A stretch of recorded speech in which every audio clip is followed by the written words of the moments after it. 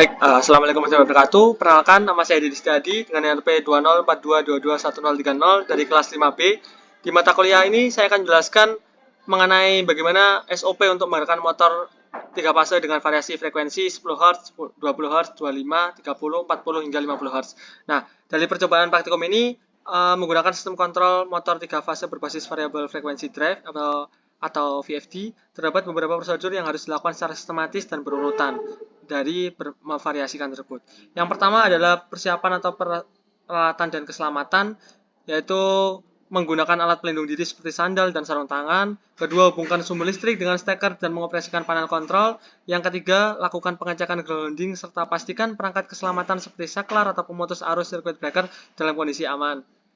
Yang keempat, verifikasi bahwa motor 3 fase VFD dan panel kontrol telah terpasang dengan baik sehingga HMI dapat menampilkan pembacaan yang sesuai. Nah, dari segmen kedua ini yaitu pengaturan parameter VFD. Yang pertama adalah masuk pada kontrol VFD dan pilih mode pengoperasian motor. Kedua, tentukan dan sesuaikan frekuensi dasar hingga pada rentan batas 50 Hz. Yang ketiga, inisiasi motor, yaitu melakukan pengaturan VFD dengan memastikan motor dalam kondisi siap tanpa ada hambatan mekanisme pada poros motor.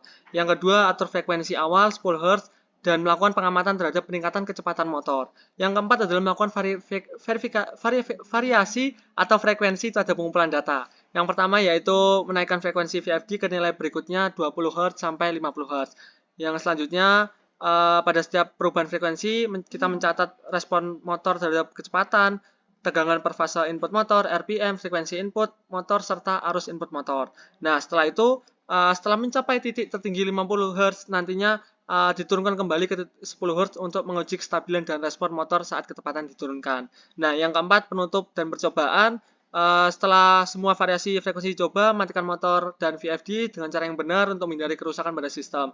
Kedua, lakukan evaluasi terhadap data yang telah dikumpulkan dan analisa apakah motor bekerja dengan sesuai dan tidak mengalami error. Nah, berikut ini merupakan tabel hasil percobaan praktikum. Didapatkan frekuensi input 10 hingga 50 Hz, tegangan input motor tertampil pada data ABC seperti berikut, arus input ampere juga sebagai berikut, tertampil pada ABC, dan RPM-nya kita melakukan pengujian dari putaran motor dari generator.